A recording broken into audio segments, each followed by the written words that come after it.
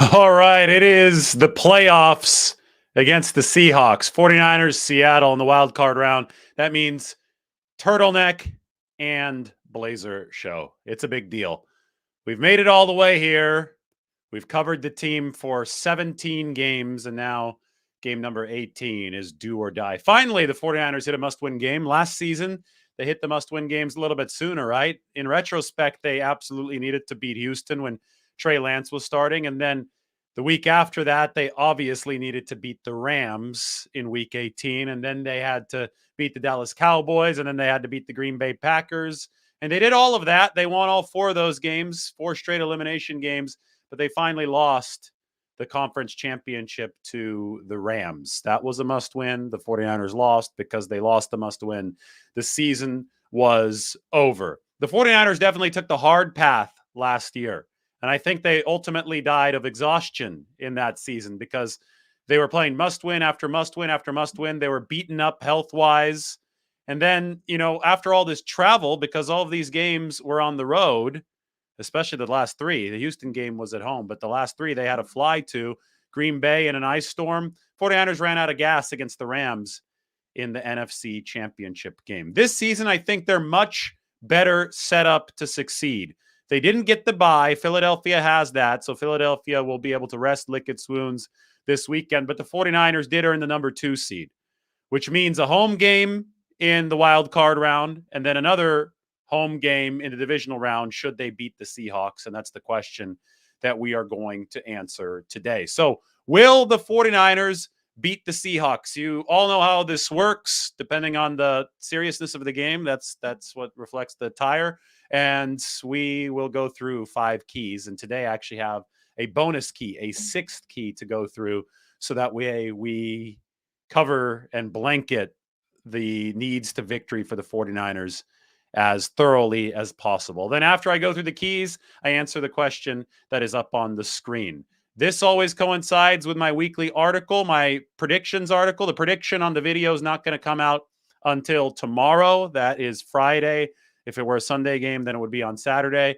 So I'm not going to share an actual score prediction, but you can check out this article to see it early. As you can see, the headline is the 49ers are confident Brock Purdy can hold steady in his playoff debut against Seattle. Now, fun fact, as you can check out the chat section for the link to that article and you can subscribe to The Athletic, fun fact is that Brock Purdy is not the only QB making his playoff debut in this football game.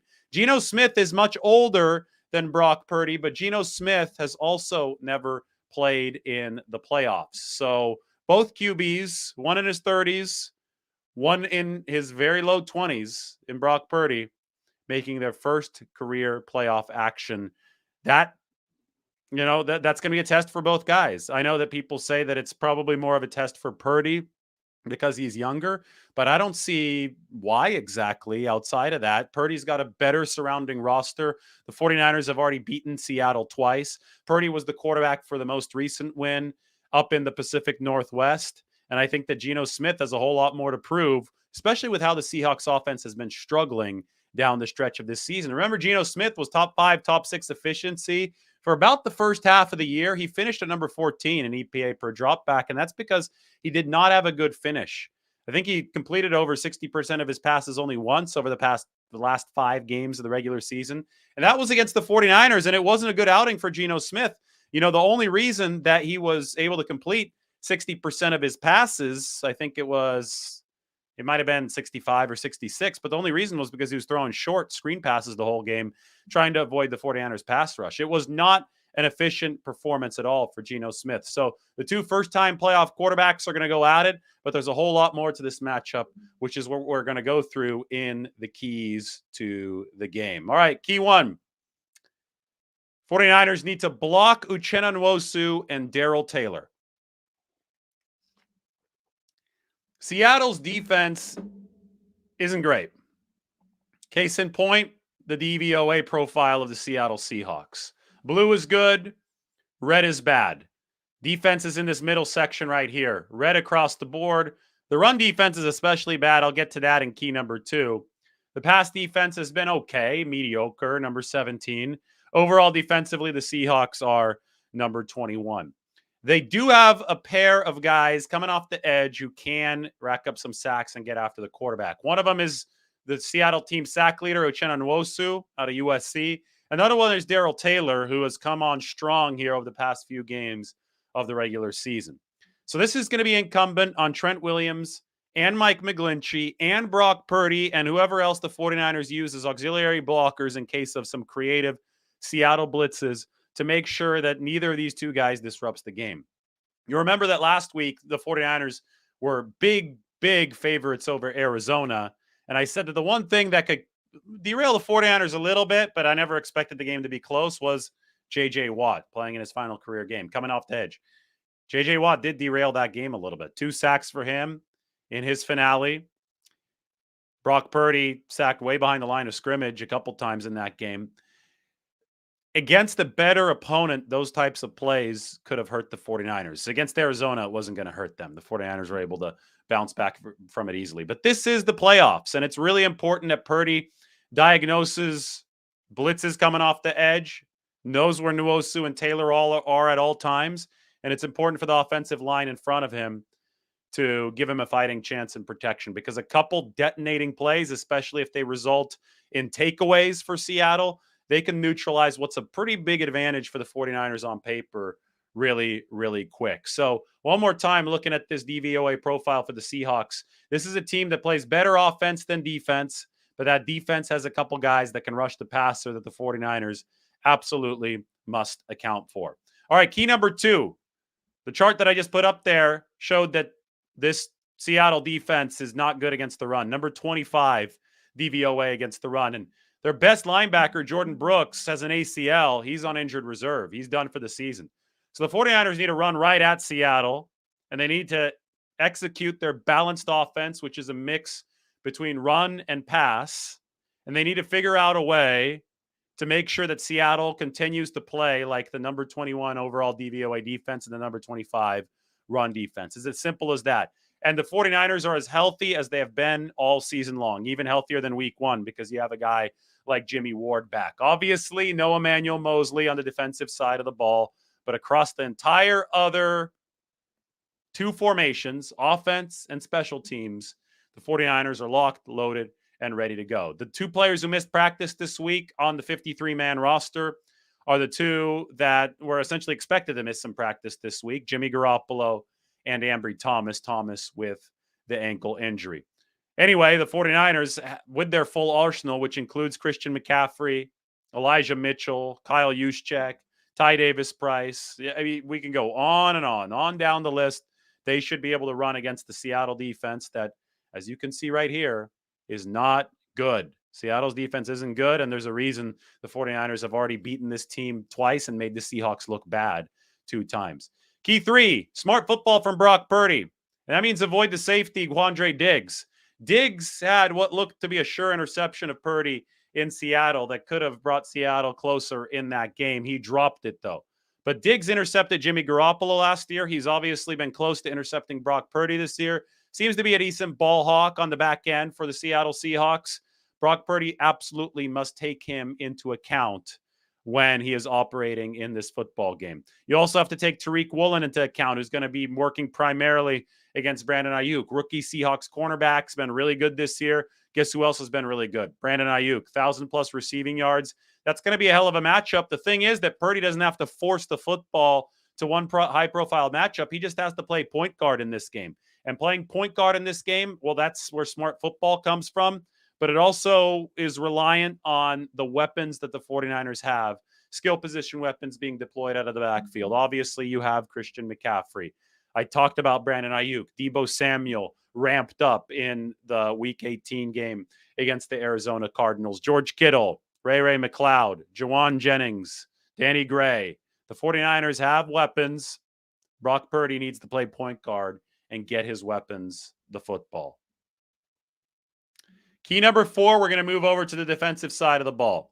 Nick Bosa needs to continue dominating the Seahawks. The stat of the first 2 matchups, Week 2 and Week 15. The 49ers had 45 quarterback pressures. The Seahawks had only 11. That shows you how thoroughly the 49ers dominated the line of scrimmage against Seattle over the course of those first 2 games. Bosa was the ringleader for the 49ers on the defensive side. Charles Cross is the rookie left tackle. Abraham Lucas is the rookie right tackle for Seattle. Multiple pressures from Bosa against both of these guys in both week 2 and week 15. So that's something that needs to keep up. The 49ers must continue dominating up front because that has a ripple effect where Geno Smith can't get going. Geno Smith averaged 5.8 air yards per attempt in the first meeting, which is not a lot. That's on the lower end of averages, and 4.8 air yards per attempt in the second meeting. And Geno Smith has not been a short throw passer this season outside of facing the 49ers. He's like to air it out to Tyler Lockett and DK Metcalf. But if the pass rush dominates rookie offensive tackles, as has been the case for 2 49ers meetings against the Seahawks so far, well, then those deeper concepts have to come up the table, and Geno Smith has to start throwing short. That's when you have Dre Greenlaw preying on running backs, preying on short patterns. Dre Greenlaw obliterated Travis Homer in week 15, caused the fumble that Charvarius Ward took back nearly to the end zone. So it all starts with the pass rush. The pass rush has to win its battles in decisive fashion. That's how the 49ers defense is built. They want to play top down. They want those linebackers flying to the football, bail out short passes. You know, it's just a quarterback trying to escape, hit that eject button, get out of the pocket. Let Fred Warner, let Dre Greenlaw, let Talanoa Hufanga clean up that mess. Now, when Seattle is drop back passing and you don't quite get the Geno Smith, because that's going to happen at least a handful of times in this game. You don't win every single rep. 49ers back end has to deliver, and that's what I call Ward squared. 2 of them, Charvarius Ward and Jimmy Ward. They did such a great job against stud Seattle receivers DK Metcalf and Tyler Lockett back in week 15. Charvarius Ward trailed Metcalf man-to-man coverage about 70% of the time. Frustrated Metcalf. He's going to have that same approach in this game. I don't think that you trail him 100% of the time. I think you throw a few more wrenches in there to make sure stuff is unpredictable. But at the end of the day, you take away the biggest, baddest receiver on the other side with your biggest, baddest cornerback, and I think that's going to be the 49ers strategy. Beyond that, it gets a little bit trickier, right? Deommodore Lenoir has shown signs of instability for the 49ers over the course of the past couple of weeks. And Deommodore Lenoir is certainly going to be targeted by the Seahawks, especially if they can find a way to get Tyler Lockett on him. And Lockett is one of the finest slot receivers in all of football. So, long story short, the 49ers have to use that pass rush to shield Lenoir as much as possible. They have to hope that Lenoir's confidence is looking good after a nice stop on a screen pass late in last week's game against Arizona. And they have to utilize Jimmy Ward as much as possible. Jimmy Ward only gave up 1 catch to Tyler Lockett in the week 15 meeting. Nickelback Jimmy Ward against slot receiver Tyler Lockett. Expect very creative alignments from the Seattle Seahawks offensively to try to isolate their stars, Metcalf and Lockett, in space against this 49ers secondary. But the quicker DeMeco Ryans can make adjustments, the better, because he obviously has personnel to snuff Seattle out. It's just the whole fact that the 49ers are playing a team that will be going for broke, that's now facing them for the 3rd time, that might have a few tricks up the Seahawks sleeve. Finally, key 6, play special teams to at least a draw. Pete Carroll's special teams units are always good. This season is no exception. Go back to here. Seahawks special teams, number 4. 49ers special teams, number 7. Not as big of a discrepancy as last year when the 49ers were number 26 and blew 2 games to Seattle because of special teams, but still the Seahawks are good in this 3rd phase of the game, and the 49ers absolutely must play it to a draw. They must be wary of the Seahawks stealing too many points, too many yards in special teams. So it's really important that Ray McLeod doesn't fumble kicks, which Mitch Wishnowsky gets good punts down to set up the coverage, and Robbie Gould does the same in the field goal and the kicking game. Finally, we get back to the top here. Will the 49ers beat the Seahawks? The answer is yes, a resounding yes. The 49ers are much better than the Seahawks. Score prediction will be coming in the video tomorrow, but it was something. You know, this is. I'm going to be talking a little bit more tonight. We'll do it around 8 o'clock, I think would be the best time. Pacific time, of course. We're going to delve into 49ers Seahawks hatred. why these two teams don't like each other, the history, right? Pete Carroll, Jim Harbaugh, Kyle Shanahan has come in and I think probably led to a warmer reapproachment between the two teams. But these are the types of games that build rivalries, right? The 49ers and Seahawks have already played twice this season. It's going to be a third time at Levi's Stadium on Saturday. So, will the 49ers beat the Seahawks? Well, you have your answer and you have your article. Yes is the answer. Here's the article. Brock Purdy hopes to keep it steady, and the 49ers believe in him against Seattle.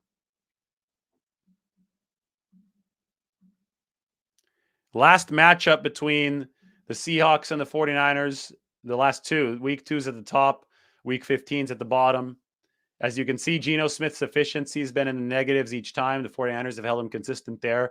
But what's interesting to me is his average depth of target decreased from 5.6 to 4.8 in the second meeting, which tells me that the Seahawks were just scared to death of the 49ers pass rush. So they're trying to get the ball out quicker. Both of Smith's QBRs, with 50 being average, were terrible against the 49ers, 24.7 and 31.1. So the 49ers are locked, loaded, ready to go. They should be able to shut down Geno Smith and be on their way to the divisional round of the playoffs. Here's team tier movement. See the 49ers after the McCaffrey week moving all the way to the right. Good stuff for them. Should find the Carolina Panthers, see what they did. Too many, my eyes hurt from squinting at that screen. It's too far away. But if you can find the Carolina Panthers, all power to you. If you want to blow that up, make it a little bit bigger, check out my page. All right.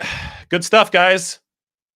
I'm going to have more. I'm going to have an update in a little bit on Trey Lance. And then tonight, we're going to talk 49ers Seahawks history, Lance, Garoppolo, Purdy, whoever the hell you want, and prepare for this big weekend. 49ers Seahawks in the playoffs against each other. It's going to be a lot of fun. Oh, parting gift. Saloon font. Oh, yes. The end zone.